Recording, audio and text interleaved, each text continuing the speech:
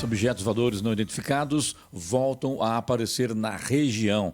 A Luíse Gadioli tem outras informações. Bom dia, Luíse. Olá, bom dia. E atualmente diversos moradores do litoral norte vêm relatando sobre aparições de OVNIs, objetos voadores não identificados, na região. Um caso que ainda é muito marcante é o da explosão de um disco voador em uma praia de Ubatuba no ano de 1957. O ufólogo e jornalista Edson Boaventura Júnior relata o caso e também explica sobre a cratera quadrada que existe em Ubatuba e que ainda intriga muitos moradores da região.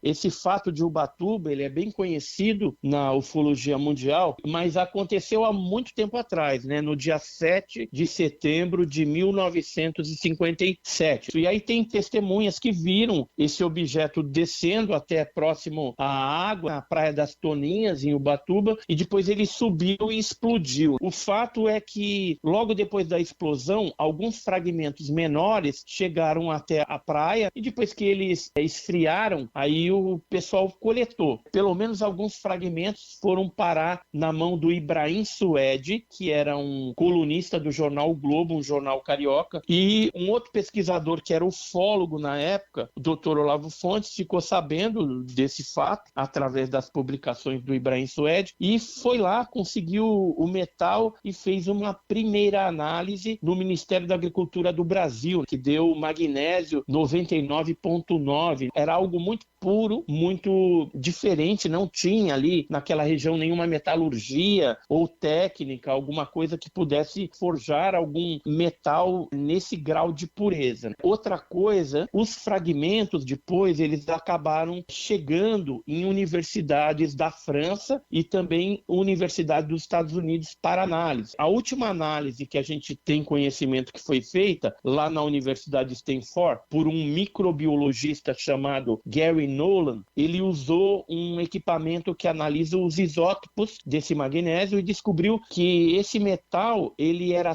30% diferente de qualquer outro magnésio já encontrado na Terra. Ou seja, se trata de alguma coisa realmente extraterrestre. Existe também aí na mídia um assunto que é de um suposto asteroide que teria caído, isso há milhares de anos, na região de Ubatuba, perto ali do rio Puruba, né, onde é Ubatubirim, né, tal, mas é mais ali as margens do rio Puruba, e o INPE, o Instituto Nacional de Pesquisas Espaciais, estaria analisando isso. Ele teria analisado algumas fotografias de satélite e aí apareceu essa marca, mas provavelmente é um asteroide, caiu há muito tempo e deixou essa marca bem grande, né? Mas não tem nada a ver esse caso do asteroide ou o meteorito caiu em 1933 com o caso do OVNI que explodiu na Praia das Toninhas, em Ubatuba. Eu já tive em 2 crateras de meteoro e, assim, para saber exatamente se é um meteoro, esse que caiu lá em Ubatuba, tem que ter no local algumas formações geológicas que eles chamam de shutter cones, em inglês, que seriam os cristais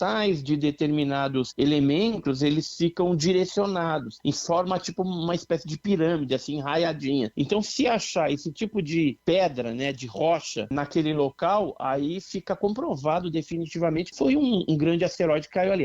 Além do litoral norte, também há relatos de aparições nos municípios do Vale do Paraíba, conhecida como a Noite dos OVNIs, a noite em que pontos luminosos foram vistos no céu de São José dos Campos em 1986, permanece um dos maiores mistérios ufológicos. Quem dá mais detalhes sobre essa noite marcante é o ufólogo Renato Mota. O que aconteceu? No 19 de maio de 1986, 21 objetos foram observados sobrevoando aqui na região de São José dos Campos, Rio de Janeiro, São Paulo. Houveram várias e várias testemunhas, sabe? Tanto pessoas que estavam andando, olhando assim, tanto principalmente em registros de radar. Os objetos foram registrados em radar na torre de comando aqui de São José dos Campos, na torre de comando de Goiás, do aeroporto, Rio de Janeiro também. E o que aconteceu? Aqueles objetos sobrevoando aqui o céu começaram a mandar caças, né? Foram mandados 5 caças. O primeiro caça foi às 22h30 1994, saiu para tentar visualizar o que eram, né, aqueles objetos. E eles chegavam para tentar se aproximar do objeto, e o objeto parecia que se distanciava, mas eles não conseguiam alcançar o objeto. Daí, ao todo, foram 5 caças, subiu mais um, 22 e 48, e assim foi indo até ter 5 caças no ar. E na época, até o Osiris Silva, ele mesmo chegou a assumir o comando de uma aeronave, ele mesmo chegou a pilotar, e ele fala que ele tentava se aproximar do objeto, mas ele só via luz. Ele não via material físico dentro, ele só via uma bola de luz. Na época, até o Otávio Moreira Lima, que era o ministro da Aeronáutica na época, ele chegou a admitir que a aeronáutica lançou caças para tentar visualizar o que eram esses objetos, mas não tiveram como definir o que era. E isso ficou muito incrível, porque tem um relato, por exemplo, de um piloto da época, que ele fala assim que ele estava tentando alcançar um objeto que ele estava voando, isso na velocidade quase que é de som, 2.800 por hora, mais até. E ele falou que ele tentava chegar perto do objeto, só que o objeto parecia que ele nunca alcançava.